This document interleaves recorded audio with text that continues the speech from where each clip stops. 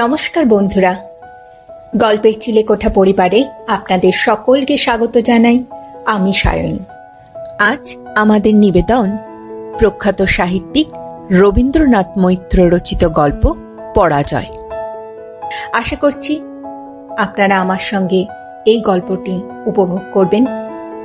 তবে চলুন আর দেরি করব না, শুরু করি আজ গল্পের যাত্রা।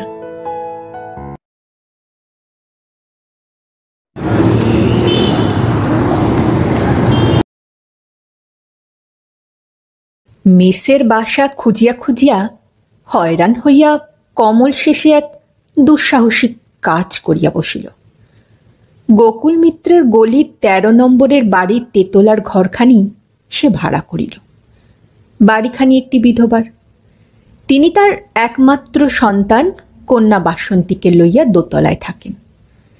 একতলায় একটি ক্ষুদ্র ভদ্র পরিবার ভাড়া লইয়াছে। বাড়ির অংশ ভাড়া দিয়া যাহা কিছু আয় হয় তাহাতেই বিধবার স্বচ্ছন্দে দিনপাত হয়। এই তেতলার ঘরখানির সঙ্গে অবশিষ্ট বাড়িটার প্রকৃত কোনো সম্পর্ক ছিল না।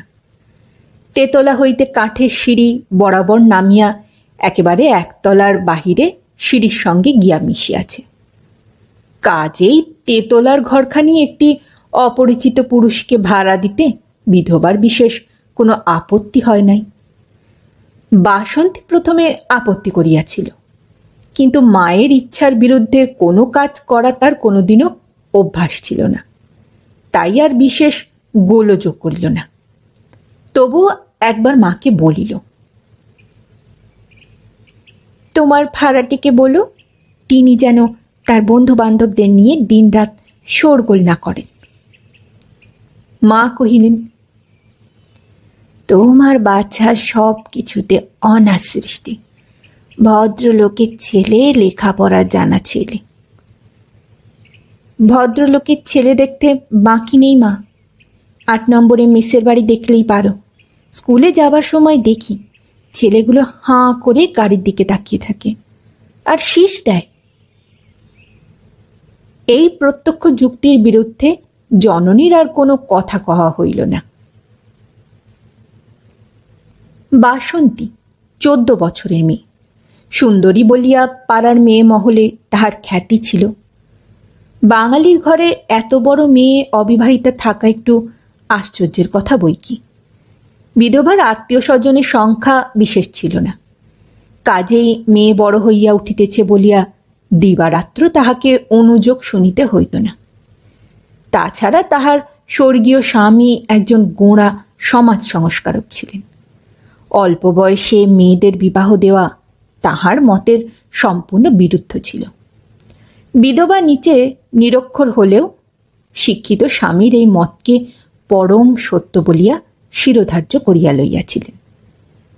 যদি কথা প্রসঙ্গে কেহ কোনোদিনও মেয়ের বিবাহের কথা তুলিত, তিনি বলিতেন, তিনি আমাকে মেয়ের ১৭ বছর বয়সে বিয়ে দিতে বলেছেন, তার অবাধ্য কেমন করে হব?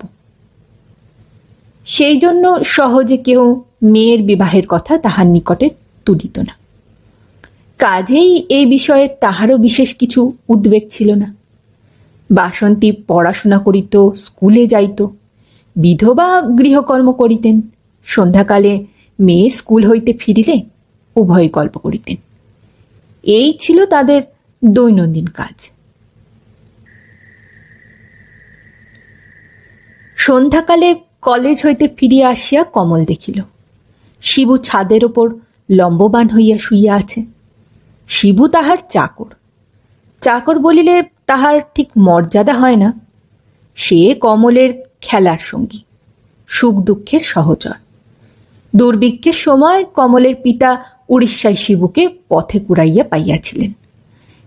সেই হইতে শিবু তাহাদের আশ্রয়ে বর্ধিত। শিবু কমলকে ছাড়িয়া থাকিতে পারিত না, তাই কমলের কলিকাতা আসিবার সময় বাধ্য হইয়া শিবুকেও তাহার সঙ্গে কলিকাতা পাঠাইতে হতো। কমলের জননীও শিবুকে পুত্রের সঙ্গে দিয়া নিশ্চিন্ত থাকিতেন। শিবুকে শুইয়া থাকিতে দেখিয়া কমল জিজ্ঞাসা করিল, কি হয়েছে তোর? হবে আবার কি, আজ রাতে খাওয়া হবে কেমন করে তাই ভাবছি। তাই তো, এখানে হোটেল নেই? থাকবে না কেন, তবে সে ইঁদুর হোটেল নয়, সেখানে সব গারোয়ানেরা খায়। না মানে হোটেল আছে নিশ্চয়ই, কলেজের কাছে এখানে হোটেল না থাকলে চলে? তা চলবে না কেন, সবাই তো তোমার মতো না দেখে শুনে ঘর ভাড়া করে বসে না, তাদের বুদ্ধি শুদ্ধি আছে। আর কলেজ কাছে তো খুব, তোমার কলেজ তো এখান থেকে ক্রোশ 1.5 হবে গো। তবে উপায়? আর কি, বাদাম তেলে লুচি খেয়ে থাকা। সেটি আমার দ্বারা হবে না শিবু, তুই এক কাজ কর, বাড়িওয়ালিকে একবার ডাক দিয়ে নিয়ে আয় তো। মিনিট 2 পরেই যেখানে বাসন্তীর মাতা বসিয়া বালিশ সেলাই করিতেছিলেন, ক্ষুধার্ত শিবু সেইখানে গিয়া উপস্থিত। বাসন্তী দূরে জানলার কাছে চেয়ারে বসিয়া ইতিহাসে মনোসংযোগ করিয়াছিল। শিবুকে হঠাৎ দেখিয়া রুক্ষস্বরে জিজ্ঞাসা করিল, কি চাও?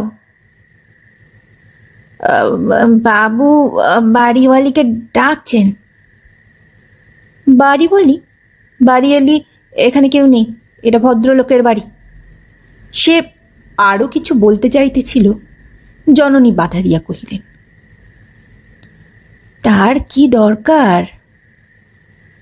শিবু বাসন্তী রুদ্রমূর্তি দেখিয়া ভীত হইয়া পড়িয়াছিল, কহিল, আগে জানি নে। বাসন্তীর মাতা কহিলেন, কি দরকার তার জেনে এসো আগে। বাসন্তী সহসা চেয়ার ছাড়িয়া উঠিয়া কহিল, না মা, আমি তার কাছে যাচ্ছি, ভদ্রলোকের মেয়েকে কি বলে ডাকতে হয় আমি শিখিয়ে দিয়ে আসছি। বলিয়া আর মায়ের সম্মতির অপেক্ষা না করিয়া ঝড়ের মতো ঘর হইতে বাহির হইয়া গেল। ছাদে ইজি চেয়ারের ওপর লম্ববান হইয়া শ্রান্ত কমল বাড়িওয়ালির প্রতীক্ষা করিতেছিল। সহসা দ্রুত পদক্ষেপ শব্দে চমকিত হইয়া সে চাহিয়া দেখিল, প্রবীণা বাড়িওয়ালির পরিবর্তে এক সুন্দরী কিশোরী মূর্তি তাহার সম্মুখে দাঁড়াইয়া আছে। তাহার পশ্চাতে জড়সড় শিবু। ব্যাপার বুঝিতে না পারিয়া কমল কহিল, আপনি কাকে চান? তীব্র কণ্ঠে বাসন্তী কহিল, আপনাকে। কেন? আপনি কাকে ডেকেছেন? বাড়িওয়ালিকে। বাড়িওয়ালির বদলে আমি এসেছি। অপরিচিত পুরুষের সম্মুখে বেরোবার তার অভ্যাস নেই, আর বাড়ি ভাড়া দেওয়া আমাদের ব্যবসা নয়। এত বড় বাড়ি আমাদের দরকার নেই বলেই আমরা বাড়ি ভাড়া দিয়ে থাকি। আমার বুঝতে ভুল হয়েছিল, ক্ষমা করবেন।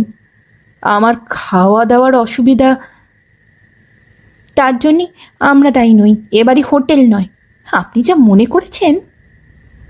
এই পর্যন্ত বলিয়ায় বাসন্তী সহসা থামিয়া গেল।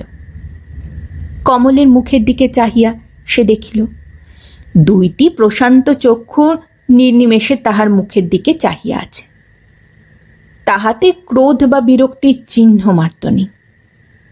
কমল ধীর স্বরে জিজ্ঞাসা করিল,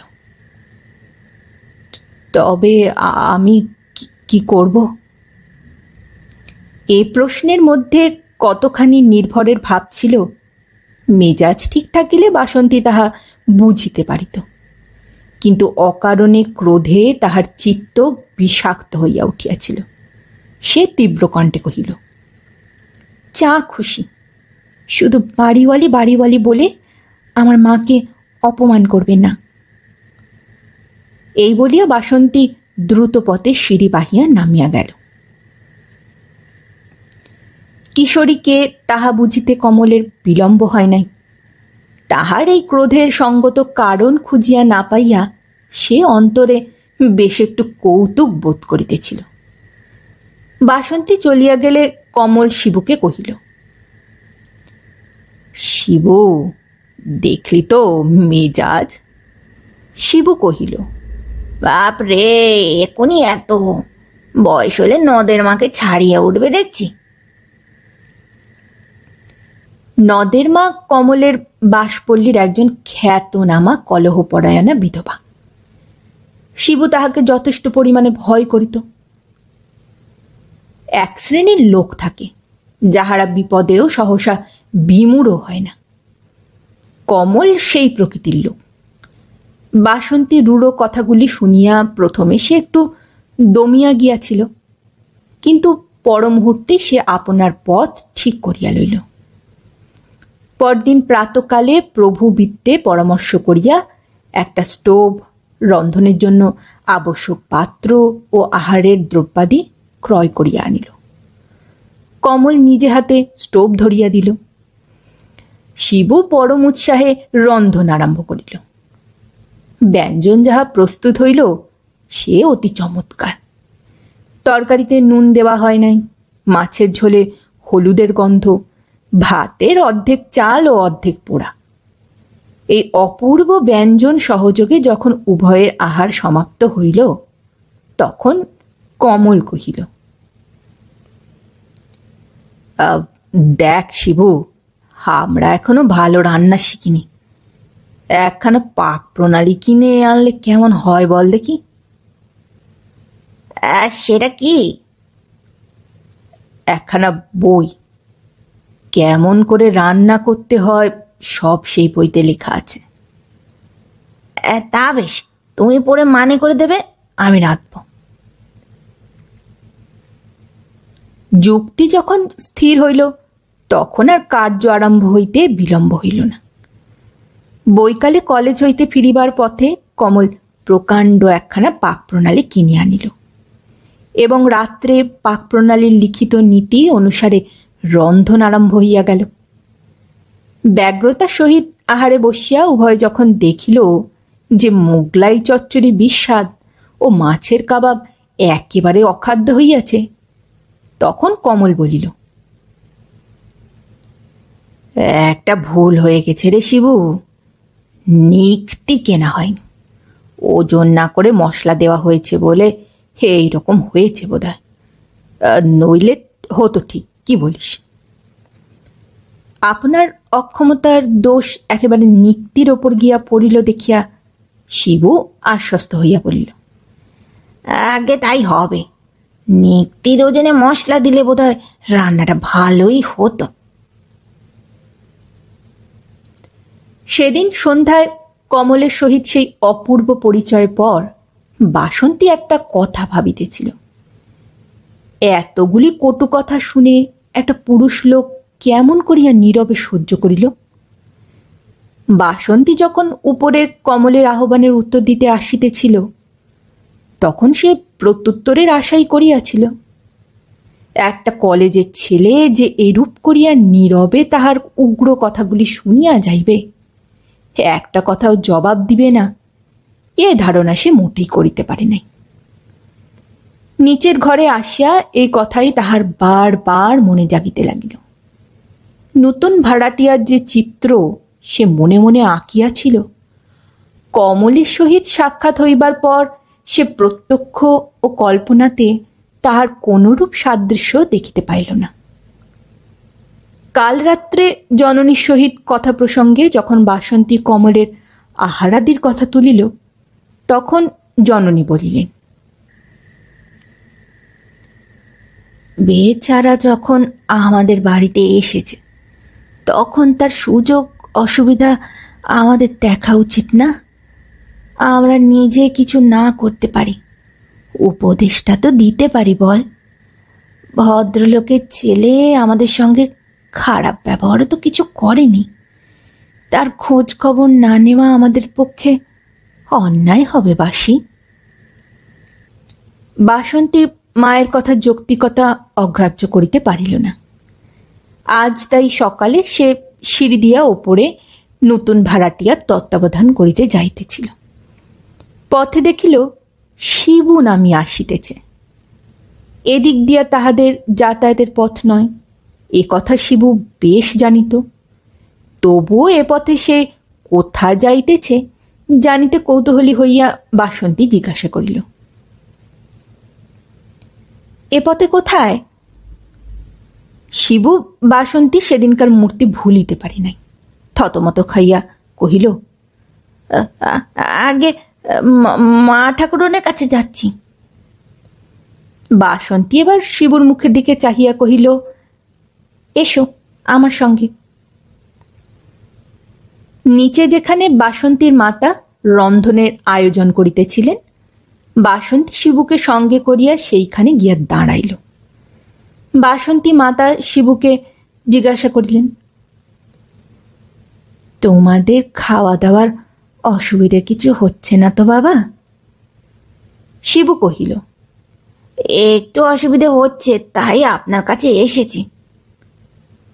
কিসের অসুবিধা?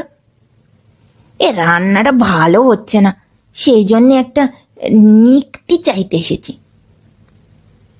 মাতা পুত্রী এই নিক্তির সহিত রন্ধনের কোনো সম্বন্ধ আবিষ্কার করিতে না পারিয়া শিবুর মুখের দিকে চাহিলেন। সে কহিল, দাদাবাবু একখানা বই কিনে এনেছেন, আমি সেই বই দেখে রাঁধি। দাদাবাবু বললেন নিক্তির ওজন মতো মশলা দেওয়া হচ্ছে না বলে রান্না ভালো হচ্ছে না, তাই বোধহয় সকালে উঠে তিনি নিক্তি কিনতে বেরিয়ে গেছেন। তার আসতে দেরি হলে কলেজের দেরি হবে বলে আমি নিক্তি খুঁজতে এসেছি। মা, আপনার নিক্তিটা যদি। বাসন্তী বহু কষ্টে এতক্ষণ চুপ করিয়াছিল, কিন্তু আর থাকিতে পারিল না। উচ্চকণ্ঠে হাসিয়া উঠিল। বাসন্তীর মাতা কন্যার এই উদ্দাম হাসি লক্ষ্য না করিয়া স্নেহার্দ্র কণ্ঠে কহিলেন, নিক্তির ওজনে কি রান্না ভালো হয় বাবা? রান্না শিখতে হয়। তোমরা বুঝি কেউ রাঁধতে জানো না? বাসন্তীর হাসি দেখিয়া শিবু একটু দমিয়া গিয়াছিল। তাহার মায়ের স্নেহস্বর শুনিয়া সে আশ্বস্ত হইয়া কহিল, আগে আমি জানি, দাদাবাবু কিছুই জানেন না। বাসন্তী আবার হাসিয়া উঠিল। রন্ধন বিদ্যায় যাহার নিক্তির প্রয়োজন হয়, তাহার জানার দৌড় যে কত দূর তাহা বাসন্তীর বুঝিতে বিলম্ব হয় নাই। তবু তাহার জ্ঞানের অভিমান দেখিয়া হাস্য সম্বরণ করা বাসন্তীর পক্ষে শক্ত হইয়া উঠিল। বাসন্তীর মাতা শিবুর বিব্রত মুখের দিকে চাহিয়া কহিলেন, দেখো, তোমরা যদি কিছু মনে না করো তাহলে আমি একদিন রেঁধে তোমাদের দেখিয়ে দিই। পরম উৎসাহে শিবু কহিল, আজ্ঞে মা ঠাকুরন, তাহলে খেয়ে বাঁচি। দাদাবাবু। সহসা বাসন্তী ধীর কণ্ঠে কহিল, না মা, থাক, তার কোনো দরকার নেই, আমি নিক্তি এনে দিচ্ছি। বলিয়া সে ঘর হইতে বাহির হইয়া গেল। এই অপরিচিত ভাড়াটিয়ার সহিত ঘনিষ্ঠতা করিবার কোনো ইচ্ছা বাসন্তীর আদেও ছিল না। তাহার মা যে উপযাচিকা হইয়া একজনকে রাঁধিয়া দিবেন, এ তাহার সহ্য হইতেছিল না। কমল যদি নিজে বলিত সে কথা স্বতন্ত্র, কিন্তু একটা চাকরের কথা শুনিয়া ছি। একদিকে ভ্রান্ত আত্মমর্যাদা, অন্যদিকে বাৎসল্য, স্নেহ ও করুণা উভয়ের দ্বন্দ্ব বাঁধিয়া গেল। বাসন্তীর স্কুল কয়েকদিন বন্ধ। দ্বিপ্রহরে সেলাইয়ের কল সম্মুখে করিয়া বাসন্তীর মাতা মেয়েকে বলিলেন, ওদের রেঁধে দিলে তোর কি ক্ষতি হতো বাসি? ক্ষতি আবার কি? তুমি যাকে তাকে কেন রেঁধে দিতে যাবে শুনি? সে কি তোমার কাছে খাবার চেয়েছে? ভদ্রলোকের ছেলে, সে কি মুখ ফুটে তোর কাছে চাইতে আসবে? তার চাকর বলেছে সেই ঢের। কি রকম খাবার কষ্টটা তারা পাচ্ছে ভাবতো। রান্নার কিচ্ছু জানে না, নিক্তির মাপে রাঁধতে চায়। কি ছাই ভস্য খাচ্ছে বেচারাটা, কে জানে। বলিয়া মাতা একটি ক্ষুদ্র নিঃশ্বাস ত্যাগ করিলেন। বাসন্তী চুপ করিয়া রহিল। আর যতবার নিক্তির কথা মনে হইয়াছে ততবারই সে হাসি রোধ করিতে পারে নাই। মায়ের কথা শুনিয়া তাহার আর হাসি আসিল না। সে খোঁপা ঠিক করিতে করিতে অন্য ঘরে উঠিয়া গেল। বেলা 12টার সময় যখন কমল ফিরিয়া আসিল তখন শিবু দেখিল কমলের হাতে নিক্তির পরিবর্তে একটা টেরিয়ার কুকুর। ছোট্ট সাদা কুকুরটি, ঝাঁকড়া ঝাঁকড়া লোম, দুটি চক্ষু নীল। কমল বেড়াইতে বাহির হইয়াছিল, পথে কুকুরটি 50 টাকা দিয়া কিনিয়া আনিয়াছে। কুকুর জাতিটাকে কমল অত্যন্ত ভালোবাসিত। বাড়িতে তাহার এক পাল কুকুর।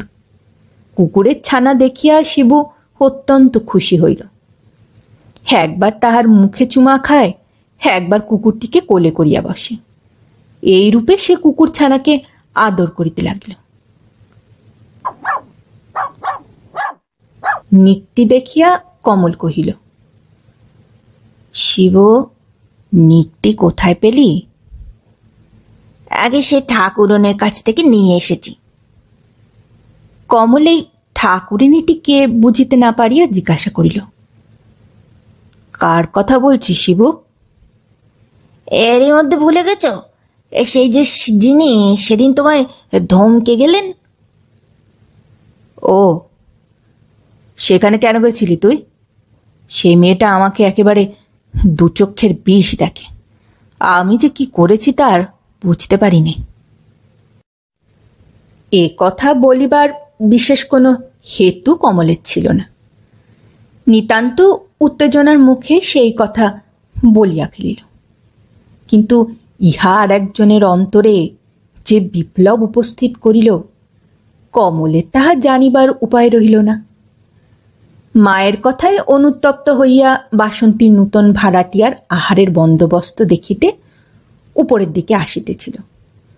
সহসা সিঁড়ির মধ্যপথে এই কথা শুনিয়াই সে চমকিয়া উঠিল। এতখানি সে কল্পনা করিতে পারে নাই। সে দ্রুতপথে সিঁড়ি বাহিয়া নিচে চলিয়া গেল। চক্ষুশূল, এই কথাটি সে ভুলিতে পারিতেছিল না।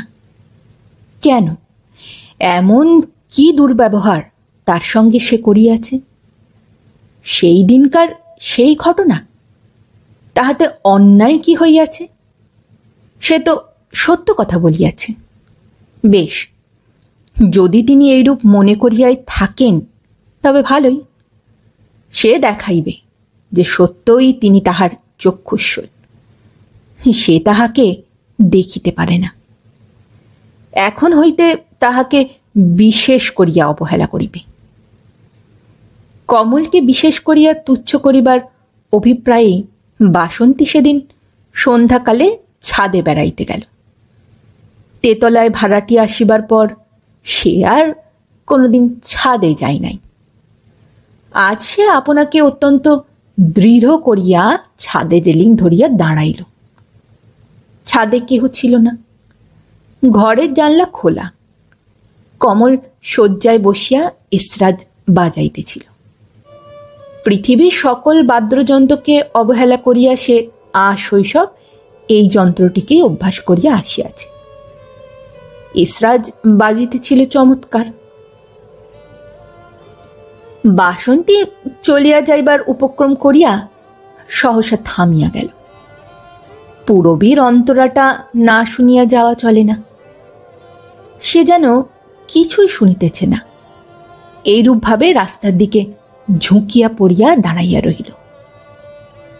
এসরাজ আর থামে না। এরূপভাবে দাঁড়িয়া থাকাটাও তো কষ্টকর। সহসা পায়ে একটা কোমল স্পর্শ অনুভব করিয়া সে মুখ ফিরাইল। দেখিল কুকুরের ছানাটা তার পা চাটিতেছে। অজ্ঞাত সারে কুকুরটাকে সে বুকে তুলিয়া লইল। সুন্দর কুকুর, কেমন চোখ, ছোট্ট মুখখানি, পরিষ্কার দাঁতগুলি। হঠাৎ পায়ের শব্দে মুখ তুলিয়া দেখিল কমল তাহার সম্মুখে 5-6 হাত দূরে দাঁড়াইয়া। বাসন্তীর মুখ লজ্জায় ও ক্ষোভে লাল হইয়া উঠিল। সে কমলের কুকুরছানাকে আদর করিতেছে, তেতলার ভাড়াটিয়াকে অবহেলা করিতে আসিয়া তাহারই কুকুরকে আদর করা যেন চোখে কেমন ঠেকে। বাসন্তী কুকুরছানাকে কোল হইতে ছাদে ফেলিয়া দিয়া দ্রুত চলিয়া গেল। বেচারা আর্তনাদ করিয়া উঠিল। বাসন্তী কিন্তু ফিরিয়াও চাহিল না। এই কুকুরটাই যত অনর্থের মূল, সেই তাহার এই দুর্বলতা ধরাইয়া দিয়াছে। তাহার যত ক্রোধ যাইয়া পড়িল নিরীহ পশুটার উপর। কুকুরে আর্তনাদ শুনিয়া কমল তাহাকে তুলিয়া লইল না। সে বাসন্তীর মুখের দিকে চাহিয়াছিল। সহসা বাসন্তী চলিয়া গেলে কুকুরটাকে তুলিয়া লইয়া সে ঘরে চলিয়া গেল। কমল সহসা অত্যন্ত বিমর্ষ হইয়া পড়িয়াছে। আজ কলেজ কামাই করিয়া সে চেয়ারে বসিয়া কি যেন ভাবছিল। শিবু ঘরের কোণে মাদুর বিছাইয়া নাসিকাধ্বনি করিতেছিল। জো কুকুরটির নতুন নাম। ঘরে নাই, স্তব্ধ দ্বীপ্রহর। দূরে হর্মরাজি মূর্তিমান গাম্ভীর্যের মতো দাঁড়াইয়াছে। আকাশের কোলে ফাল্গুনের মেঘখণ্ড চঞ্চল শিশুর মতো ছুটিয়া বেড়াইতেছে। কমল সেই দিকে চাহিয়াছিল। আপনারা কি আমাদের বাড়িতে টিকতে দেবেন না? ক্ষতস্থানে আঘাত করিলে আহত ব্যক্তি যেরূপে চমকাইয়া ওঠে, বাসন্তীর এই কথা শুনিয়া কমল তেমনি চমকাইয়া উঠিল। আমাকে বলছেন? হ্যাঁ, আপনি জানেন না? কমল স্তম্ভিত হইয়া গেল। কি হইয়াছে কমলকে জিজ্ঞাসা করিবার অবকাশ না দিয়াই বাসন্তী তীব্র স্বরে কহিল, কাল মার একাদশী গেছে, আজ এখন দুটি খেতে বসেছিলেন, আপনার কুকুর গিয়ে ছুঁয়ে তার খাওয়া নষ্ট করে দিলে। যদি কুকুরকে ঠিক না রাখতে পারেন তবে তাকে পুষে পাড়াশুদ্ধ লোকজনকে জ্বালাতন করবার কি দরকার? এই পর্যন্ত বলিয়া বাসন্তী ফিরিয়া চলিল। খানিকটা গিয়াই কি মনে করিয়া আবার ফিরিল, কিন্তু এবার আর কিছু বলা হইল না। দেখিল কমল এক দৃষ্টে চাহিয়া আছে। তাহার চক্ষু দুটি ছলছল করিতেছে। বাসন্তী সহসা চমকাইয়া উঠিয়া টলিতে টলিতে চলিয়া গেল। এ কি বলিল সে? এমন শক্ত কথা বলিবার তো তার কোনো অভিপ্রায় ছিল না। সে শুধু ব্যাপারটা জানাইয়া কুকুর স্বামীকে সাবধান করিতে আসিয়াছিল। এমন কথা কেন সে বলিল? তার কি অপরাধ? তিনি তো কুকুরকে শিখাইয়া দেন নাই। ভাবিতে ভাবিতে তাহার নিজের উপর ঘৃণা জন্মিয়া গেল। ক্ষমা চাওয়া সে বড় লজ্জার কথা। যাক, যাহা হইবার হইয়াছে, এখন হইতে সাবধান হইয়া চলিলেই হইবে। কিছুকাল পরে শিবু আসিয়া বাসন্তীর মাতাকে জানাইল যে কমল তাহার সহিত দেখা করিতে যায়। চলো যাচ্ছি বলিয়া তিনি হাতের কাজ ছাড়িয়া উঠিবার উপক্রম করিতেই শিবু কহিল, বাবু নিজেই আসবেন, আপনার কাছে জিজ্ঞেস করতে পাঠিয়েছেন শুধু। এত বড় গুরুতর কি কাজ যে কমল স্বয়ং তাহার সহিত দেখা করিতে আসিবে? তাহা স্থির করিতে না পারিয়া বৃদ্ধা কহিলেন, তা এখানে আসতে তার আবার জিজ্ঞাসা করতে হবে কেন? তিনি আমার ছেলের মতো, যখন ইচ্ছে হবে তখনই আসবেন। কমল আসিলেই তিনি আসন ছাড়িয়া উঠিয়া কহিলেন, বসো বাবা, বসো। তাহার স্নেহার্দ্র কণ্ঠস্বরে বিরক্তির লেশ মাত্র ছিল না। কমল চৌকিতে বসিয়া চুপ করিয়া রহিল। যে কথা সে বলিতে আসিয়াছিল, বহু চেষ্টা করিয়াও তাহা বলিবার মতো গুছাইয়া উঠিতে পারিতেছিল না। বৃদ্ধা কমলের এই ভাব লক্ষ্য করিয়া কহিলেন, তোমার খাওয়া দাওয়া কেমন হচ্ছে বাবা? কমল শুধু সংক্ষেপে কহিল, ভালোই। বৃদ্ধা আবার কহিলেন, তোমার কোনো অসুবিধে হচ্ছে না তো? কমল সে কথার উত্তর না দিয়া কহিল, আমার কুকুরটা আজ। হ্যাঁ, দিব্যি কুকুরটি। কোথায় পেলে বাবা? আগে কিনে এনেছি। কুকুরটা আপনার খাওয়া নষ্ট করেছে শুনে আমার বড় কষ্ট হয়েছে। এ কথা কে বললে? বাসি বুঝি? তুচ্ছ কথা, তাই তুমি ভাবছ? আমার শরীরটা ভালো ছিল না, তাই খাইনি। এই কথা আবার বলতে এসেছ? কমল যতক্ষণ উত্তর খুঁজিতেছিল, বৃদ্ধা ততক্ষণে কমলের মুখের দিকে একদৃষ্টে চাহিয়াছিলেন। কমল ধীরে ধীরে কহিল, আমি তবে এখন আসি। আচ্ছা, মাঝে মাঝে এসো বাবা, এ তোমার নিজের বাড়ি মনে করো। হ্যাঁ বাবা, তোমার মা আছেন? আছেন। মাতৃকোর বিচ্ছিত প্রবাসী কমলের কানে এ প্রশ্ন ঠিক মায়ের কথার মতোই শুনাইল। সে ঘাড় নাড়াইয়া উত্তর জানাইল। বৃদ্ধা আবার জিজ্ঞাসা করলেন, তিনি বোধহয় আমাদের বয়সী? বৃদ্ধা সহসা এরূপ অনুমানের কারণ কি কমল বুঝিতে পারিল না। কহিল, হ্যাঁ, আমি এখন যাই, আবার আসব। অত্যন্ত আঘাত পাইলে সদানন্দ ব্যক্তিও যেরূপ সহসা বিমর্ষ গম্ভীর হইয়া যায়, বাসন্তীও সহসা সেইরূপ গম্ভীর হইয়া পড়িয়াছে। কয়েকদিন হইতে মাতা তাহার এই ভাবটা লক্ষ্য করিতেছিলেন। একদিন কহিলেন, তোর আর স্কুলে যে কাজ নেই বাসি, ঘরে বসে পড়াশুনো কর। কথাটা শুনিয়া বাসন্তী যেন খেপিয়া উঠিয়া মাকে কতকগুলি শক্ত কথা শুনাইয়া দিল। সেই হইতে জননী তাহার পড়াশোনা সম্বন্ধে কোনরূপ কথা বলা বন্ধ করিয়া দিলেন। তাহার মেজাজ এরূপ ছিল না। আজকাল সকল কথাতেই সে উগ্র হইয়া ওঠে কেন না বুঝিতে পারিয়া জননী বিশেষ ভীত হইয়া পড়িলেন। সেই দিন গাড়ি হইতে নামিয়া সিঁড়িতে পা দিতেই জো তাহার কাপড় কামড়াইয়া ধরিল। সেই দিন সেই ছাদে সাক্ষাৎ হইবার পর আর সে কুকুরটাকে দেখে নাই। নানা কারণে কুকুরটার ওপর সে মনে মনে অত্যন্ত ক্রুদ্ধ হইয়াছিল।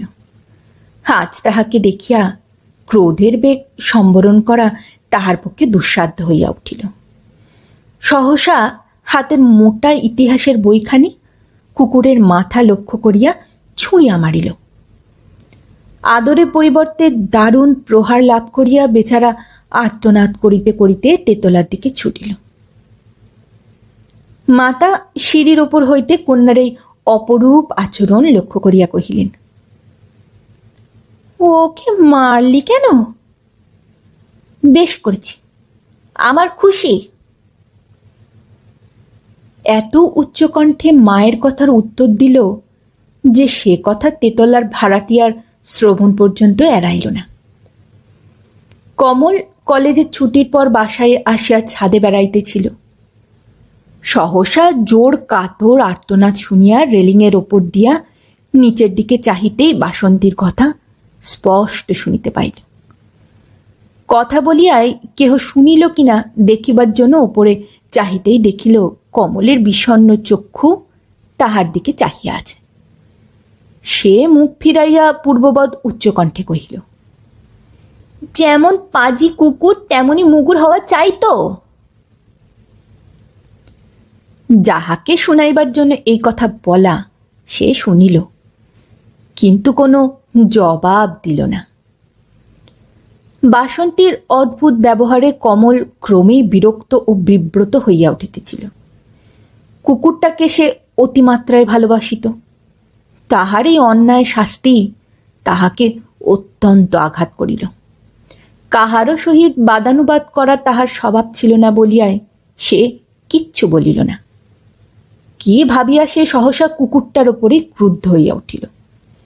শিবু আসিয়া দেখিল কমল তাকে প্রহার করিতেছে। শিবু উদ্বিগ্ন হইয়া কহিল, ওকে মারছো কেন দাদাবাবু? ও নিচে যায় কেন? হ্যাঁ, নিচে যাওয়াতে তাহার কি অপরাধ হইয়াছে শিবু স্থির করিতে পারিল না।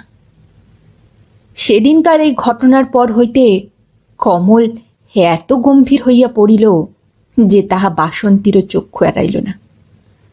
গাম্ভীর্য তার স্বভাব সিদ্ধ নহে, এ কথাটা অল্পদিনের পরিচয়ে সকলে বুঝিতে পারিয়াছিল।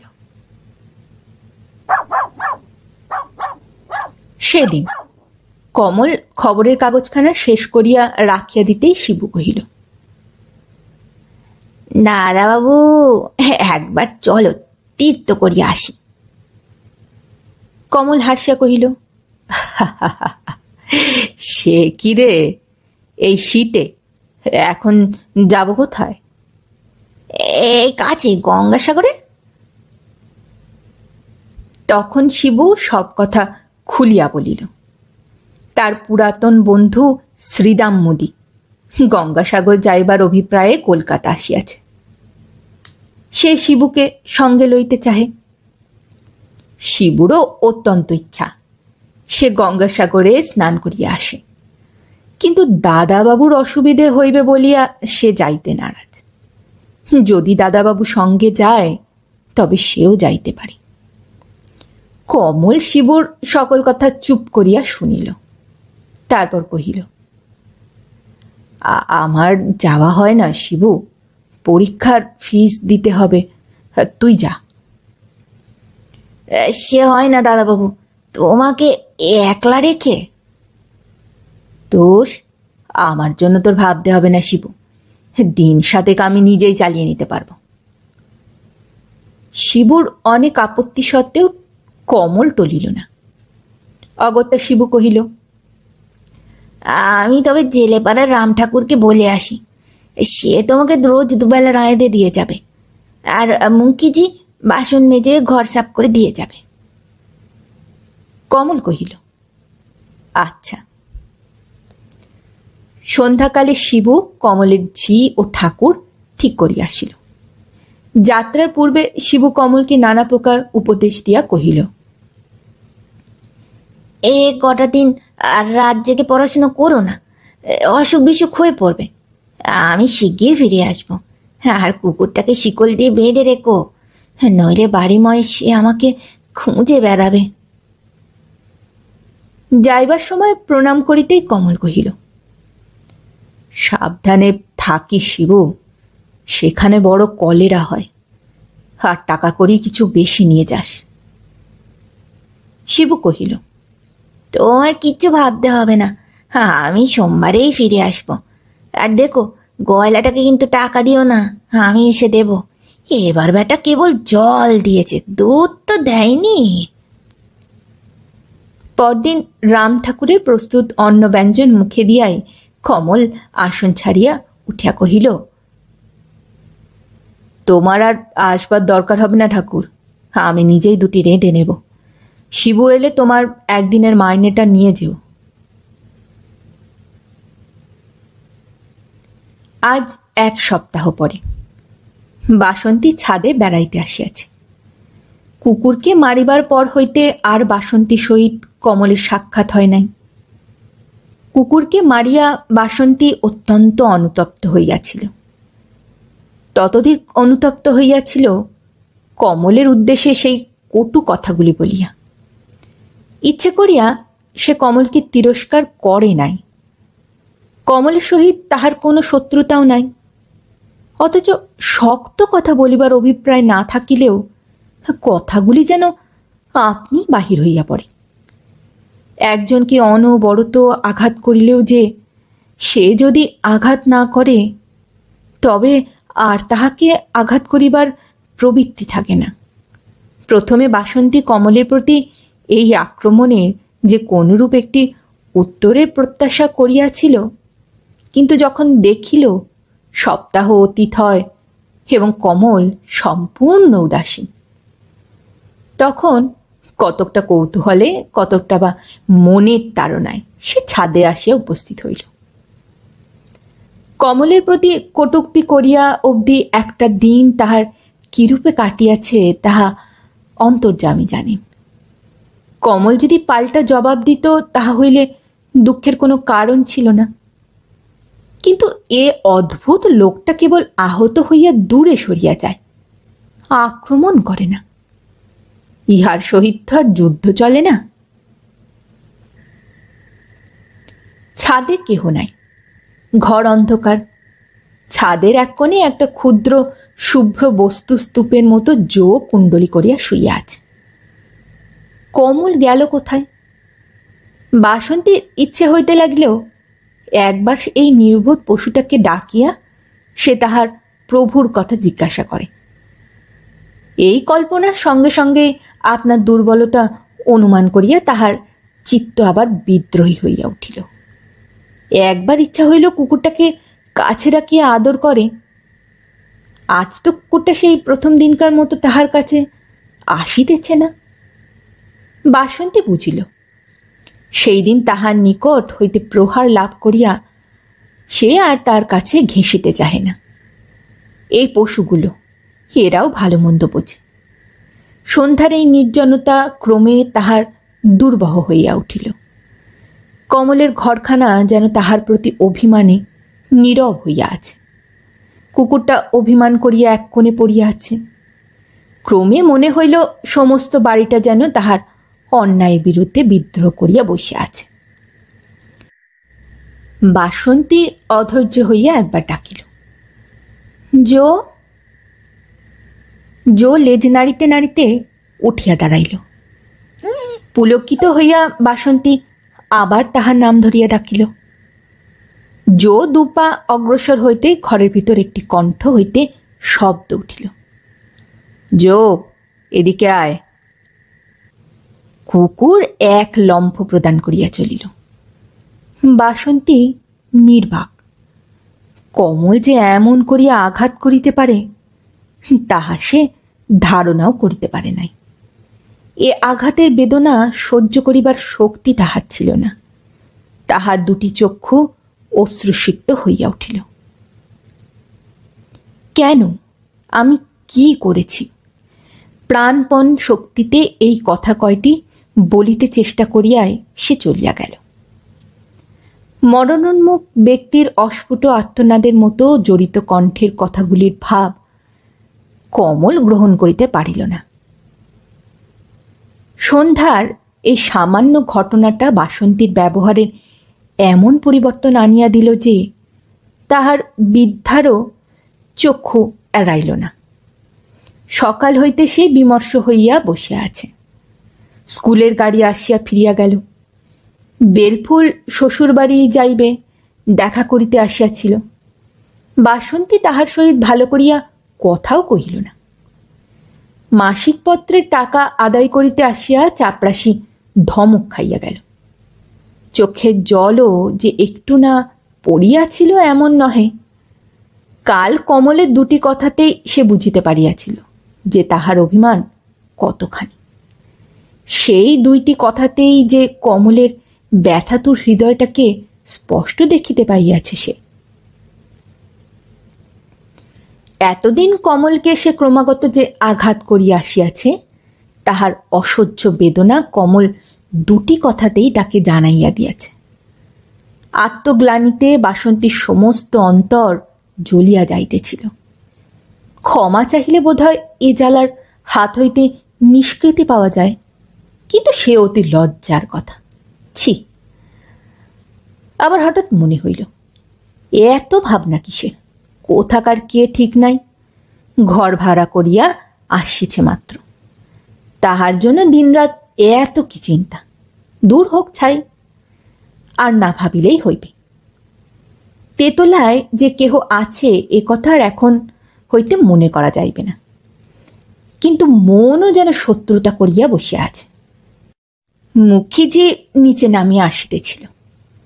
গৃহিণী এই নতুন স্ত্রীলোককে দেখিয়া প্রশ্ন করিলেন, তুমি কে গা? আমি তেতলার ঝি। অপরিচিতা নারী কণ্ঠের আভাস পাইয়া বাসন্তী বাহিরে আসিয়া মায়ের পাশে দাঁড়াইল। সে চাকরটা গেল কোথায়? তিনি তীর্থ করতে গঙ্গাসাগরে গেছে। ও, তোমাদের বাবুর রাঁধে বাড়ি কে? সে দুঃখের কথা আর বলো না মা। এক পোড়ামুখ ঠাকুর এসেছিল, তার একদিনের রান্না খেয়ে বাবু তাকে বিদেয় করে দিলেন। এখন একবেলা নিজে রেঁধে দুবেলা খাচ্ছেন। আর সে কি রান্না মা ঠাকুরন! মাছের ঝোল জলের মতো, ভাত আধ সিদ্ধ। নিজে এক মুঠো মুখে দিলেন তো ভালো, না হইলে ওই হতভাগা কুকুরটা খায়। কোন ভাগ্যমানী ছেলে মা! হাত পুড়িয়ে তো কোনোদিন এসব শিখতে হয়নি, জানবেন কোত্থেকে? আর দিন রাত পড়া। আর বলো না তোমা, সইবে কেমন করে? ওই তো শরীর। কাল মাথা ধরে পড়েছিলেন, রাত্রে কিচ্ছুটি খাননি। আজ সকালে শুধু একটু দুধ খাবে বললেন। হ্যাঁ, কত মাথার দিবি দিলাম, তবু সেই কথা, একটু দুধ খাবো আর কিচ্ছু খাবো না। তাই কুকুরের জন্য হোটেল থেকে ভাত আনতে যাচ্ছি। এবারই বুঝি তোমাদের না মা? বাসন্তী এতক্ষণ রুদ্ধ নিঃশ্বাসে ঝির কথা শুনিতেছিল। নিঃশ্বাস ফেলিলে যদি কেহ শুনিতে পায়। বৃদ্ধা কন্যার মুখের দিকে চাহিয়া কহিলেন, শুনলি শুনলি বাসি? এখন আমি কি করব বলে দে। আমার চোখের ওপর ছেলেটা না খেয়ে মরবে, তাই কি আমাকে দেখতে হবে? বল, আমার আর সহ্য হয় না, জবাব দে। জবাব দেবার মতো তাহার কিছু ছিল না, শুধু কহিল, জানি নে মা, যা ভালো মনে হয় করো। কথাটা বলিয়া একটু চুপ করিয়াই সে কহিল, না মা, দরকার নেই। তুমি কখনো ভাত রেঁধে দিতে পারবে না, তা যদি করো তাহলে। বৃদ্ধা জ্বলিয়া উঠিয়া কহিলেন, তাহলে কি বল? তাহলে না মা, তুমি করো না বলছি, কিচ্ছুতে না। বেশ, তাহলে তুমি এ বাড়ি ঘর নিয়ে থাকো, আমি বাড়ি ছেড়ে চলে যাই। বলিয়া বৃদ্ধা ক্রোধ ভরে সে স্থান ত্যাগ করিলেন। বাসন্তী বিমূঢ় হইয়া দেওয়াল ধরিয়া তেতলার সিঁড়ির দিকে চাহিয়া দাঁড়াইয়া রহিল। মনে হইতেছিল দুহাতে এই উদ্ধত মনটাকে টানিয়া ছিঁড়িয়া ফেলে। এ অদৃশ্য বস্তুটি মুহূর্তে কোমল এবং পর মুহূর্তে কঠোর হইয়া ওঠে কেন, তাহা বাসন্তী নিজেই বুঝিতে পারে না। তাই নিষ্ফল ক্রোধে অধীর হইয়া ওঠে। সেদিন দ্বিপ্রহরে মাতা পুত্রীতে যে কথা হইল, তাহাতে বৃদ্ধা একটু শঙ্কিত হইয়া পড়িলেন। মাতা করগুনিয়া একাদশীর দিন ঠিক করিতেছিলেন। বাসন্তী ধীরে ধীরে তাহার কাছে আসিয়া জিজ্ঞাসা করিল, মা, তুমি রাগ করেছ? সকল কাজে বাধা পাইয়া মায়ের অন্তর তিক্ত হইয়া উঠিয়াছিল, কিন্তু কন্যার এই মৃদু কোমল কণ্ঠস্বর শুনিয়া তাহার সকল অভিমান মুহূর্তে দূর হইয়া গেল। কন্যাকে বুকের কাছে টানিয়া লইয়া কহিলেন, রাগ করব কেন মা? মায়ের আদরে বাসন্তী কাঁদিয়া ফেলিল। এতদিন ধরিয়া যে অশ্রু কমে কমে অন্তর ভরিয়া উঠিতেছিল, আজ জননীর এই স্নেহের কথায় সে আর বাধা মানিল না। জননী অশ্রুপাতের কারণ বুঝিতে না পারিয়া কহিলেন, কেন কাঁদছিস মা? আমার কিচ্ছু ভালো লাগে না মা, আমাকে সইয়ের বাড়িতে রেখে এসো। কেন রে, তোর সই চিঠি লিখেছে? না মা, আমি তাকে চিঠি দিয়েছি। আচ্ছা, তার জবাব আসুক, তারপরে যাস। নিজে যেচে তাদের বাড়িতে গেলে লোকে কি বলবে? মায়ের এই কথায় তাহার সুযোগ ঘটিয়া উঠিল। সে দ্রুত প্রশ্ন করিল, তবে তুমি যেচে ওপরে গিয়েছিলে কেন মা? তাড়াতাড়ি সে প্রশ্নটি শেষ করিল, পাছে কণ্ঠের কম্পন মায়ের কানে ধরা পড়ে। কিন্তু প্রশ্ন করিবার এই কৃত্রিম ভঙ্গিটা মায়ের চক্ষু এড়াইল না। মুহূর্ত নীরব থাকিয়া মাতা কহিলেন, তাতে কি কোনো দোষ হয়েছে বাসি?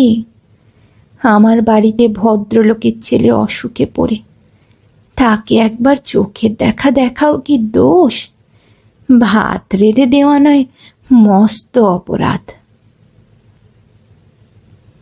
শেষের কথাটি শ্লেষের তীক্ষ্ণতা বাসন্তীকে অত্যন্তভাবে বিঁধিল। মায়ের মুখের দিকে না চাহিয়া বাসন্তী উগ্রস্বরে বলিল, বা আমাকে খোঁচা দিচ্ছ মা?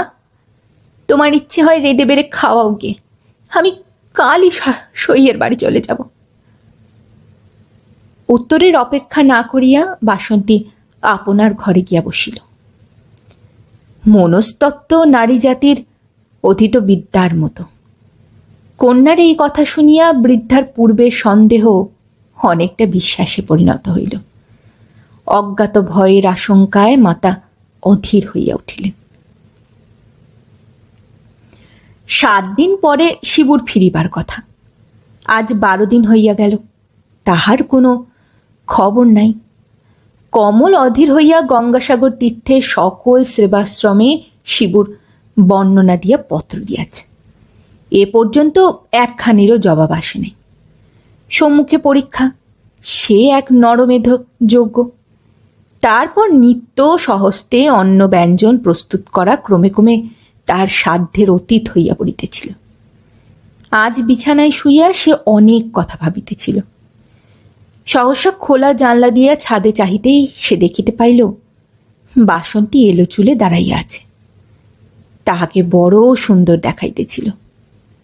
একাকী থাকিলেই মন কল্পনাপ্রবণ হইয়া ওঠে। এই কয়দিনের নির্জন বাস তাহার অসহ্য হইয়া উঠিতেছিল। যাহার সহিত এতদিন কেবলই তাহার মুখ সংগ্রাম চলিয়াছে, আজ তাহার সহিত কোনরূপে সন্ধি করিতে পারিলেও যে সে যেন এই নির্জনতার অত্যাচার হইতে রক্ষা পায় ভাবিয়া ধীরে ধীরে বাহিরে আসিয়া বাসন্তীকে উদ্দেশ্য করিয়া কহিল, দেখুন।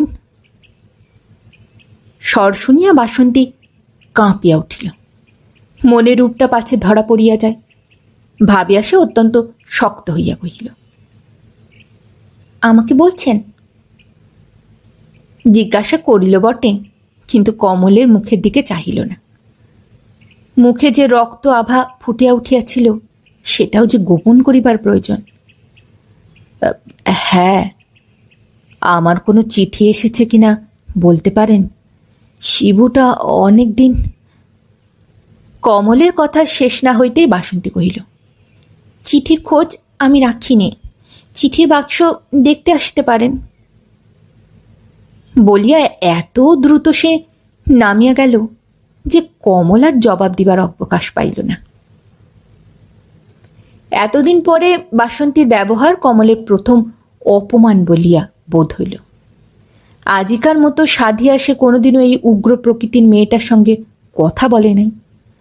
আজ তাহার প্রথম চেষ্টা। আশা ছিল উভয়ের এতদিনকার বিরোধ আজ শেষ হইবে। বাসন্তীর জবাব শুনিয়া কমল দুঃখে স্তম্ভিত হইয়া গেল। শিবুর জন্য তাহার অন্তরে ক্রমে ক্রমে যে উদ্বেগের সৃষ্টি হইতেছিল, সে আশঙ্কার কথা শোনে এমন লোক তাহার কেহ নাই। সিঁড়ি দিয়া নামিতে নামিতে বাসন্তী কাঁদিয়া ফেলিল। নিত্যই অন্তর বাহিরের সংগ্রামে চিত্ত তাহার ক্ষতবিক্ষত হইয়া পড়িয়াছিল।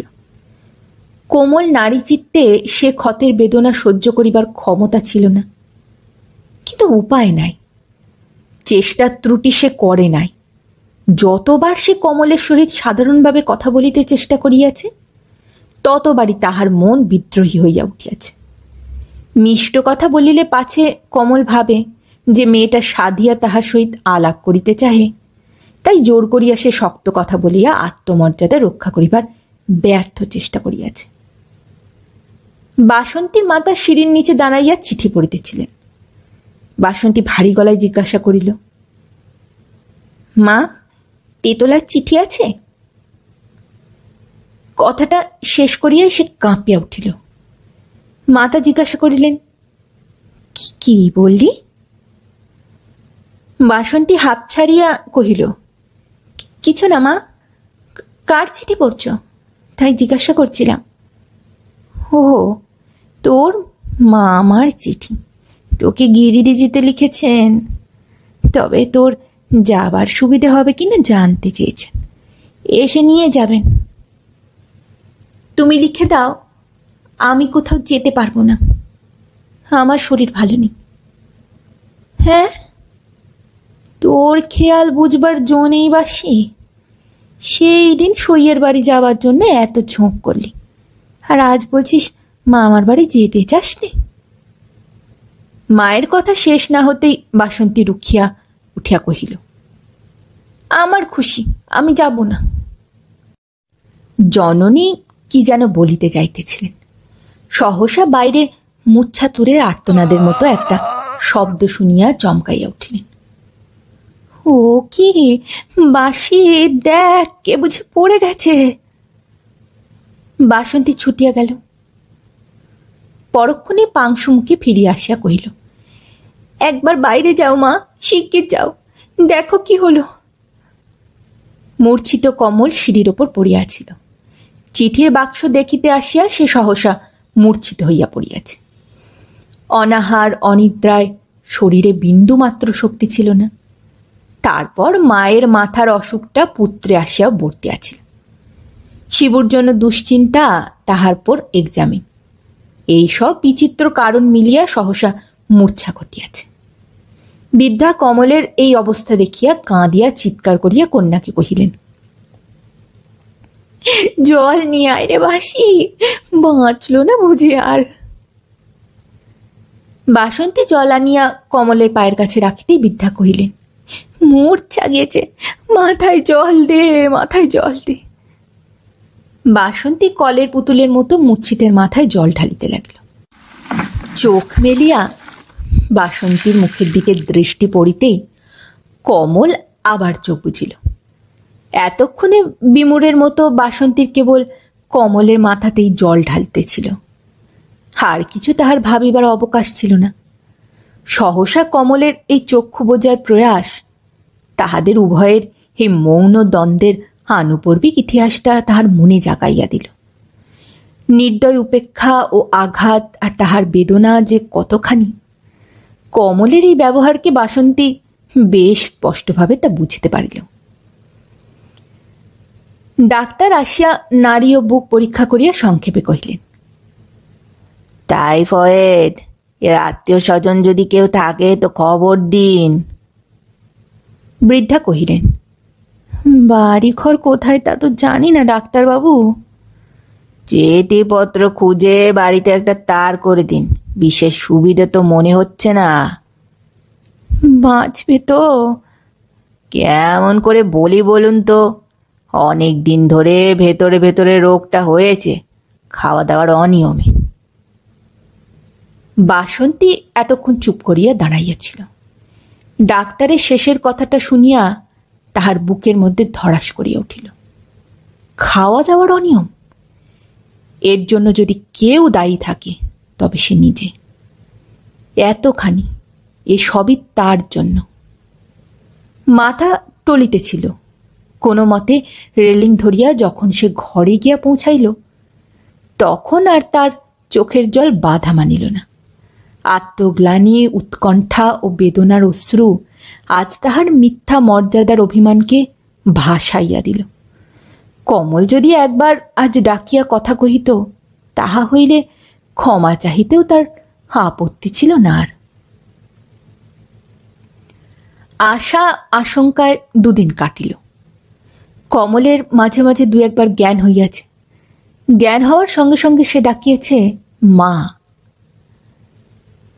এই যে বাবা, আমি আছি বলিয়া বৃদ্ধা পাশে আসিয়া বসিয়াছেন। কমল 2-3 বার জিজ্ঞাসা করিয়াছে, শিবু শিবু কই?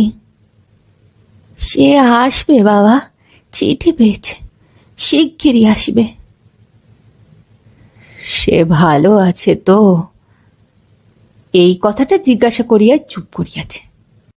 বাসন্তীও মায়ের সহিত সারাদিনমান রোগীর পরিচর্যায় ব্যস্ত, কিন্তু তাহার পরিচর্যায় কোনো জীবন ছিল না।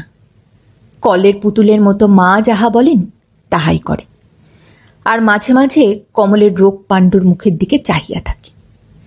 চোখ যখন জলে ভরিয়া আসে তখন মুখ ফিরাইয়া লয়। মা তা দেখেন, আর ছুতো করিয়া বাসন্তীকে নিচে পাঠাইয়া দেন। 3য় দিন প্রাতঃকালে নিচের দরজার কড়া অকস্মাৎ বিকট শব্দ করিয়া উঠিল। বাসন্তী মাতা দরজা খুলিয়া দিলেন। গাড়ির ছাদের ওপর হইতে ভোজপুরি দারোয়ান কমলবাবু আছেন কিনা প্রশ্ন করিল। বৃদ্ধা বুঝিলেন কমলের মা আসিয়াছে। গাড়ির মধ্যে হইতে একজন প্রৌঢ়া নামিয়া আসিয়া জিজ্ঞাসা করিলেন, কোথায় সে? ভালো আছে তো? বৃদ্ধা কহিলেন, তোকে মুখ দেখাই কেমন করে সই, তাই ভাবছিলাম তোর ছেলে আমার বাড়িতে না খেয়ে দে এই করে বসল। সই তুই? তবে তো সে মায়ের কাছেই ছিল। হ্যাঁ, আর লজ্জা দিস নে ভাই, আমি মা, আমি ডাইনি। আমার ঘরে তোর ছেলে অযত্নে, তার এই অবস্থা, তুই আমায় মা বলিস? চল, তোর ছেলে তুই নিয়ে আমায় রেহাই দে। তার মুখের দিকে চাইতেও আমার লজ্জা করে। পুরাতন সখী দুটির মিলন সম্ভাষণ শেষ হইয়া গেলে বাসন্তী নিভৃতে আসিয়া জিজ্ঞাসা করিল তার মাকে, কে এ মা? পুরাতন কথাগুলি জননী কন্যার নিকট কহিতে বসিলেন। প্রথম যৌবনে স্নেহের প্রেমের রঙিন চিত্রগুলি কথায় এক একটি করিয়া তিনি আঁকিতে লাগলেন। বাসন্তী নির্বাক হইয়া শুনিতে লাগিল। কাশীর দশমেধের ঘাটে 2 বালিকার প্রথম পরিচয়। সখিত্বে সে পরিচয়ের পরিণাম। বিবাহের পর উভয়ের বিচ্ছেদ। বাসন্তী যখন কোলে, তখন রেলগাড়িতে পুনরায় সাক্ষাৎ ঘণ্টা কয়েকের জন্য মাত্র। তারপর দীর্ঘ 15 বৎসর পর আবার 2 সখীর মিলন। এমন সময় নারীকণ্ঠের মৃদু ধ্বনিতে চকিত হইয়া বাসন্তী আসন ছাড়িয়া উঠিবার উপক্রম করিল। কমলের মাতা তাহার হাত ধরিয়া কহিলেন, আমার মা লক্ষ্মী বুঝি, এসো মা, বুকে এসো। এই পরম স্নেহের সম্ভাষণ বাসন্তীর মনে নিতান্ত কঠোর ভর্সনার মতো। এ স্নেহের উপযুক্ত সে নয়, তাই ভাবিয়াই কাঁদিয়া ফেলিল। কাঁদছিস কেন মা? কি হয়েছে? ভয় কি? ঠিক সেরে উঠবে। তোরা ওকে কোনোদিনও দেখিসনি তো, ও বরাবরই এরকম, একটু অসুখেই এলিয়ে পড়ে। ভগবান ডাক, শিগগিরই সেরে উঠবে বলিয়া আঁচলে নিজের চক্ষু মুছিলেন।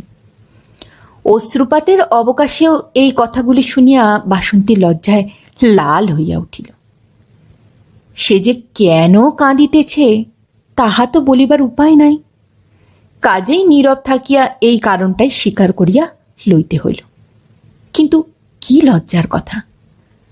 একটি অপরিচিত পুরুষ পরিচয়ের সূত্রপাত হইতেই যাহার সহিত তাহার নিত্য দ্বন্দ্ব চলিয়াছে, তাহার জন্য আশঙ্কায় সে কাঁদিতেছে, এ কেমন কথা! উপায় নাই, উপায় নাই। এমন কোনো কথা আজ তাহার নাই যাহা বলিয়া এ বিপদ হতে সে উদ্ধার পায়। এমন সময় নিতান্ত অপরাধীর মতো শিবনাথ ঘরে ঢুকিয়া সাষ্টাঙ্গে প্রভুপত্নীকে প্রণাম করিয়াই কাঁদিয়া ফেলিল। কমলের মাতা যতই তাহাকে সান্ত্বনা করে ততই সে কাঁদে। পরে অশ্রুজলের সঙ্গে সে কোনো প্রকারে নিজের কাহিনী শেষ করিল। গঙ্গাসাগরে পৌঁছিয়াই তাহার ওলাউটা হয়। মা মঙ্গলচণ্ডীর কৃপায় সে রক্ষা পাইয়াছে। এখন দাদাবাবু সারিয়া উঠিলেই বাঁচে। নগদ 5 শিকা মায়ের বাড়িতে পুজো দিবে মানত করিয়াছে বলিয়া সে চলিবার উপক্রম করিল। চললি রে কোথায় শিবু? দাদাবাবুর জন্য ডাক্তার আনতে যাচ্ছি মা। ডাক্তার যেই ডেকে গেল, বললে তো শিগগির ভালো হয়ে যাবে। ও কালা কোবরেজকে আমি বিশ্বাস করি না, হাসপাতালে পাদ্রী ডাক্তারকে নিয়ে আসছি মা। বলিয়াই অপেক্ষা না করিয়া সে বাহির হইয়া গেল। তেতলার ঘরটিতে কমল একা শুইয়াছিল। শিবু সাহেব ডাক্তারের আশ্বাসবাণীতে নিশ্চিন্ত হইয়া দরজার পাশে খাটিয়ার ওপরে অর্ধনিদ্রিত অবস্থায় বিশ্রাম করিতেছিল। নিচে রাজপথে জনস্রোতের অতি অস্পষ্ট কলশব্দ শুনিতে শুনিতে কমল ভাবিতেছিল, চিন্তার সূত্র অবিচ্ছিন্ন হইবে কখন। নানা কথার মধ্যে সকলের চেয়ে বেশি মনে হইতেছিল বাসন্তীর কথা। আজ প্রাতঃকালেই তাহার শয্যা পাশে সে বাসন্তীকে দাঁড়াইয়া থাকিতে দেখিয়াছে। তাহার শুষ্ক মুখ আর অতি কাতর চক্ষুর দিকে চাহিয়া বারবার সে বিস্ময় বোধ করিয়াছে। এই কঠোর প্রকৃতির মেয়েটা সহসা কেমন করিয়া অপরাধিনীর মতো শঙ্কিত ও কাতর হইয়া পড়িল। সেই অতি জটিল মনস্তত্ত্বের বিশ্লেষণেই তাহার আজ অনেকখানি সময় কাটিয়াছে। স্ত্রী চরিত্রে যতখানি অভিজ্ঞতা জন্মিলে এই বিষয়গুলির দ্রুত মীমাংসা হয়, কমলের তাহা ছিল না। তাহা বুদ্ধিমান পাঠকের বুঝিতে নিশ্চয় বাকি নাই। অতি কোমলই রুদ্ররূপে আত্মপ্রকাশ করে। ঋষভ গান্ধার ধৈবত নিষাদের কোমল মিলিয়া ভৈরবীর রাগিনীর সৃষ্টি হয়। এ তথ্য তাহার কাছে সম্পূর্ণ অজ্ঞাত ছিল। কাজেই বাসন্তীর সহসা পরিবর্তনের এ জটিল সমস্যার সমাধান করা তাহার পক্ষে সাধ্য হইল না। সমস্যা প্রাতকালে যেমন জটিল ছিল, এই সায়াহ্নেও তেমনই রহিলা গেল। এমন সময় তাহার এই মূর্তিমতী সমস্যার কণ্ঠস্বরে সে চমকিয়া উঠিল এবং দ্বারের কাছে তাহাকে দেখিয়াই পাছে মনের চিন্তাগুলি চোখে ধরা পড়ে এই ভয়ে চক্ষু বুজিল। শিবু, ওঠো, নিচে যাও, মা ডাকছেন বলিয়া শিবুকে নিচে পাঠাইয়া দিয়া বাসন্তী ঘরের মধ্যে প্রবেশ করিল। কমল যে ভান করিয়া চক্ষু বুজিয়া আছে বাসন্তী তাহা লক্ষ্য করে নাই। সে শয্যা পার্শ্বে আসিয়া কমলের মাথায় হাত দিয়া উত্তাপ পরীক্ষা করিল। তারপর পাখা লইয়া বাতাস করিতে বসিল। তাহার দৃষ্টি ছিল কমলের মুখের দিকে। সে দৃষ্টি স্নেহাদ্র, কিন্তু শঙ্কারও আভাস তাহাতে ছিল। কমল চক্ষু মেলিলেই হাতের পাখা যথাস্থানে রাখিয়া দূরে সরিয়া চেহারখানিতে বসিবে, অভিপ্রায়িত ছিল এইরূপী। কমল ভাবিয়াছিল বাসন্তী আসিয়াই চলিয়া যাইবে, কারণ পূর্বে বাসন্তীর সেবা পাইয়াছে বলিয়া তাহার তো মনে হয় না। কিন্তু বাসন্তীর যখন গৃহত্যাগ করিবার কোনো লক্ষণ দেখা গেল না এবং দেহের ওপর বাসন্তীর হাত পাখা অবিশ্রান্ত চলিতে লাগিল, তখন সে প্রমাদ গণিল।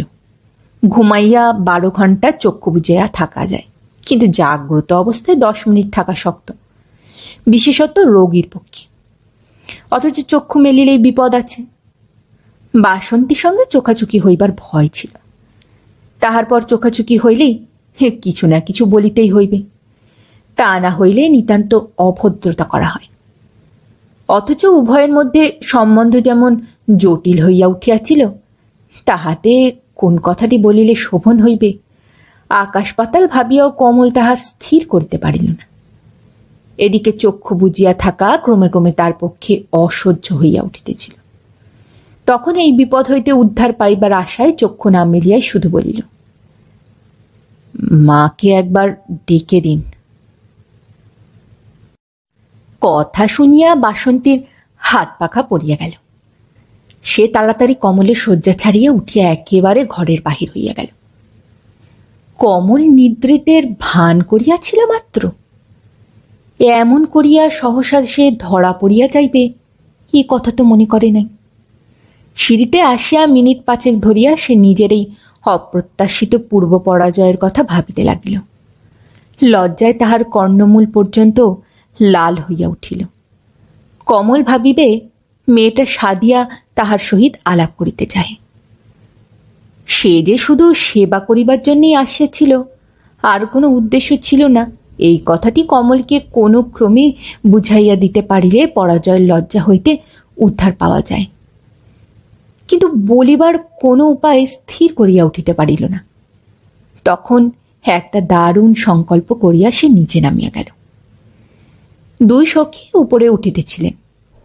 কমলের মা বাসন্তীর মুখের দিক লক্ষ্য করিয়া কহিলেন, রোদে দাঁড়িয়েছিলিস নাকি মা? মুখ চোখ যে লাল হয়ে গেছে। বড্ড মাথা ধরেছে। শুধু এই কথাটি বলিয়াই সে নিচে নামিয়া চলিয়া গেল এবং শুনিতে পাইল কমলের মা বলিতেছেন, সারা দিন রোগীর সেবা করার মেহনত তো কম নয় না। না ডাকিলে তেতলার ঘরে আর যাওয়া যাইবে না। গেলেও এইরূপ ব্যবহার করবে যাতে কমলের কাছে খাটো না হইতে হয়। বাসন্তীর সংকল্প হইল এরূপ। 2 দিন মাথা ধরার ভান করিয়া সে বিছানায় পড়িয়া রহিল। মধ্যে মধ্যে জননীদ্বয়ের মধ্যে কথাবার্তা হইলে কান পাতিয়া শুনিত। কমলের সংবাদ জানিবার জন্য যে দারুণ উদ্বেগ ও কৌতূহল মাঝে মধ্যে মনে জাগিত, তাহার চরিতার্থ করিতে ইহা ছাড়া দ্বিতীয় কোনো পন্থা ছিল না। কেন জানি না, কমলও এই 2 দিন ধরিয়া বাসন্তীর কথাই ভাবিতেছিল। যেদিন সহসা তাহার ঘর ছাড়িয়া গেল, তাহার পর আর সে আসে নাই। যে প্রশ্ন সে তাহাকে জিজ্ঞাসা করিয়াছিল, সেটা কোনো মতে অপরাধজনক হইতে পারে কিনা বুঝিবার জন্য নানা ভঙ্গিতে মনে আনিবার চেষ্টা করিতেছিল। বারবার বাসন্তীর কথা মনে হইবার আর কি কোনো কারণ ছিল? বাসন্তীর যে রূপটি তাহার কাছে অপ্রীতিকর ছিল, আজ কয়েকদিন সে মূর্তি কমল দেখে নাই। তাহার বিষণ্ণ মুখখানাই দেখিয়াছে। আর সেদিনকার সেবার কথাটি তাহার চিত্তকে মধুসিক্ত করিয়া তুলিয়াছিল। সে সেবার যে একটা আন্তরিক আগ্রহ ছিল, কমল তাহা বুঝিয়াছিল। এইরূপ সেবা পুনরায় পাইবার আশায় সে সিঁড়িতে পায়ের শব্দ শুনিলে মাঝে মাঝে চকিত হইয়া উঠিত এবং চক্ষু বুজিত। ভরসা ছিল তাহাকে নিদ্রিত দেখিলে বাসন্তী ঘরে আসিবে, কিন্তু প্রত্যাশার পরিবর্তে আসিত শিবু কিংবা অন্য কেউ। মাঝে মাঝে শিবুর কাছে বাসন্তী কথা জিজ্ঞাসা করিতে গিয়া তাহার বাধিয়া যাইত। পূর্বে এরূপ কোনোদিন হয় নাই। বাসন্তীর ব্যবহার সম্বন্ধে নিতান্ত নির্বিকারের মতোই এতদিন সে শিবুর সহিত আলোচনা করিয়াছে। সেদিন দ্বিপ্রহরের দক্ষিণের বাতাস কমলের ঘরের রুদ্ধ জানালার কপাটটি বারবার প্রতিহত হইয়া মৃদু গুঞ্জনে ফিরিয়া যাইতেছিল। মাথার দিকের জানলার একটা খড়খড়ি খোলা ছিল, তাহার মধ্যে দিয়া রাজপথের কৃষ্ণচূড়া গাছের রক্তরূপ দেখা যাইতেছিল। ললাটের ওপর একখানি হাত রাখিয়া আর একখানি হাত বুকের ওপর রাখিয়া কমল ভাবিতেছিল। এমন সময় শিবু আসিয়া ডাকিল, দাদাবাবু ঘুমোচ্ছ? না, কেন? বলিয়া সে চক্ষু মেলিল। মা ঠাকুরন জিজ্ঞেস করলেন তুই গালাগাল দিয়েছ কিনা। গালাগাল? কাকে বলছিস কি?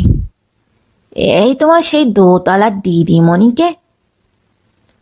কমলের মাতার সহিত গৃহস্বামিনীর সম্বন্ধ প্রকাশ হইবার পর হইতে শিবু বাসন্তীকে দিদিমণি বলিত। কমল শিবুর প্রশ্নে বিস্মিত হইয়া কহিল, হ্যাঁ, কিছুই বুঝলাম না শিবু, খোলসা করে বল। শুনবে, আমি যাচ্ছিলাম দিদিমণির কাছে টাকা চাইতে। মা ঠাকুরনের সব টাকা করে দিদিমণির আছে কিনা দিয়ে দেখলাম দিদিমণি টেবিলের ওপর মুখ রেখে খুব কাঁদছে। মা ঠাকুরনকে বলতে তিনি আমাকে আড়ালে ডেকে বললেন, শিবু তোর দাদাবাবুকে জিজ্ঞেস করতো সে কি তাকে বকেছে, 2 দিন ওপরে যায়নি, ব্যাপার কি জেনে আয় তো। জননী এইরূপ অনুমান করিয়াছেন মনে করিয়া কমল বড় লজ্জাবোধ করিল। অনেকক্ষণ চুপ থাকিয়া সে বলিল, মাকে বলিস আমি কিচ্ছু বলিনি। আর শোন, তাকে ডেকে আনতে পারিস? খুব চুপি চুপি, বুঝলি? তা পারি, আজকাল তার মেজাজ সেরকম নেই গো, বুঝলে দাদাবাবু, খুব ঠান্ডা, ওইটের মতো। বলিয়া কুকুরটির দিকে অঙ্গুলি নির্দেশ করিয়া ঘর হইতে বাহির হইয়া গেল। নিচে গিয়া দেখিল যেখানে দুই সখী কথা কহিতেছেন তাহার কাছে বাসন্তী একটি আঙুরের বাক্স হাতে করিয়া বসিয়া আছে। শিবু আসিয়া দাঁড়াইয়া কিছুক্ষণ অপেক্ষা করিল, কিন্তু প্রভু পত্নীও যখন কিছু জিজ্ঞাসা করিল না এবং বাসন্তীও উঠিল না, তখন কহিল, দাদাবাবু তোমাকে উপরে ডাকছেন একবার দিদিমণি। শুনিয়ায় বাসন্তী লাল হইয়া উঠিল। কমলের মাথা মুখ নিচু করিয়া একটু মৃদু হাস্য করিলেন। বাসন্তী উঠিতে দেরি করিতেছে দেখিয়া শিবনাথ আবার কহিল, এক্ষুনি না গেলে প্রচ্ছন্ন কলহ সকালের চোখে ধরা পড়িয়া যাইবে। অথচ লজ্জায় বাসন্তীর পা উঠিতেছিল না। কমলের মা বাসন্তীর এই অবস্থাটা কত বুঝিলেন। কহিলেন, রাগ করতে আছে মা, যাও ওঠো, দুটো আঙুর খাইয়ে এসো তো বাবা। অগত্যা বাসন্তী উঠিল। বাসন্তী চলিয়া গেলে সখীর দিকে চাহিয়া কমলের মা কহিলেন, তখনই তো তোকে বলেছি ও মাথা ধরা কিছু না, দুজনে ঝগড়া করেছে। কেন রে, বুঝলি না? দাদাবাবুর গোপনীয় আদেশ এইরূপে অক্ষরে অক্ষরে প্রতিপালন করিয়া শিবনাথ মুদির দোকানে যাইতেছিল। কিছু না ভাবিয়ায় বলিয়া বাহির হইয়া গেল। বাসন্তীকে ডাকিয়া পাঠাইবার বিশেষ কারণ ছিল।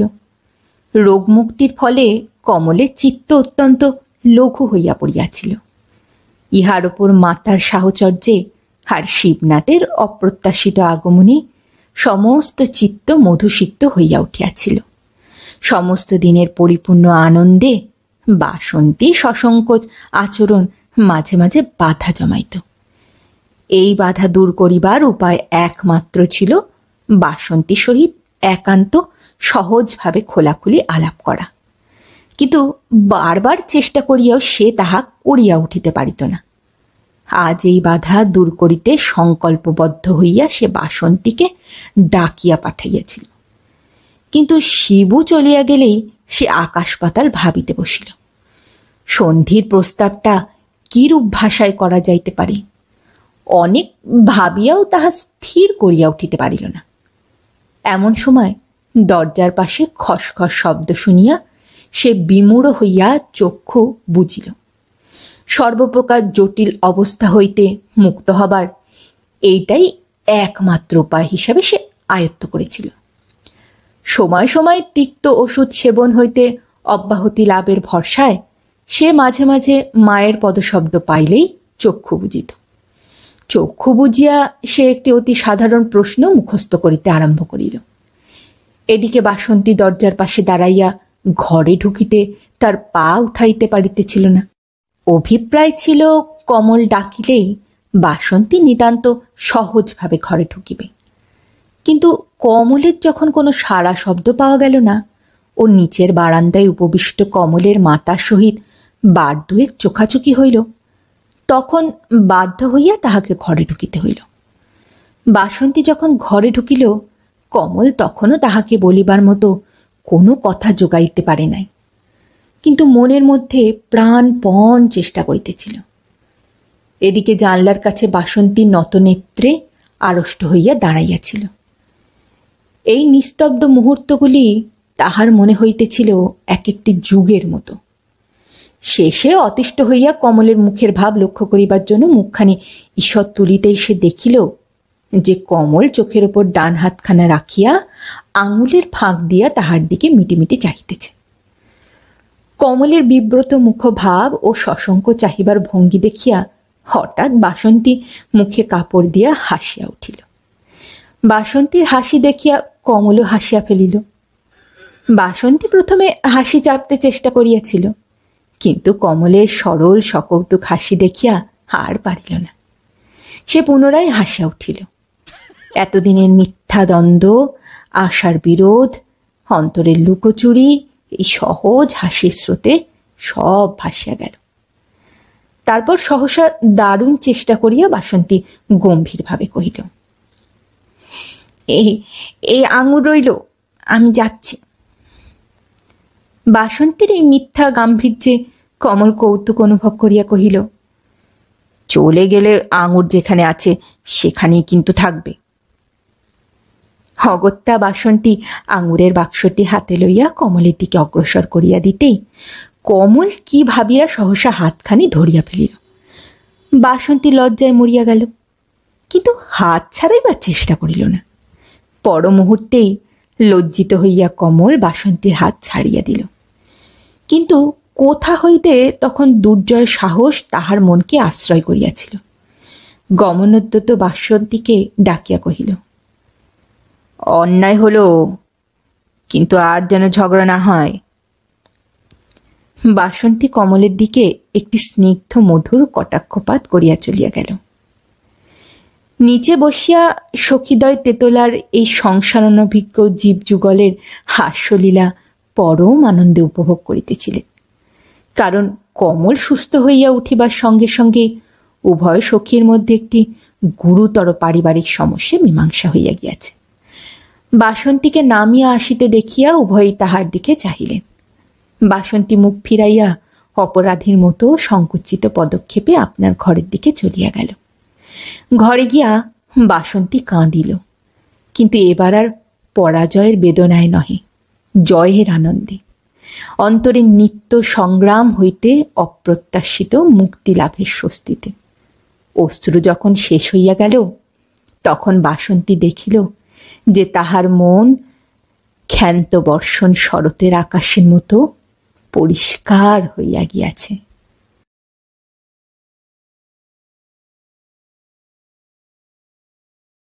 শেষ হলো আজকের গল্প। ফিরে আসছি আরেকটি নতুন গল্পের সাথে কিছুদিনের মধ্যেই। ততদিন ভালো থাকবেন, সুস্থ থাকবেন এবং গল্পে থাকবেন। আর আমার গল্পের পাঠ এবং উপস্থাপনা যদি ভালো লাগে তাহলে লাইক এবং কমেন্ট করতে ভুলবেন না। আর অবশ্যই যদি চ্যানেলটিতে নতুন হয়ে থাকেন সাবস্ক্রাইব করবেন, এতে আমার উৎসাহ এবং কনফিডেন্স আরো বাড়বে। আজ এখানেই বিদায় নেব, আবার দেখা হচ্ছে। নমস্কার।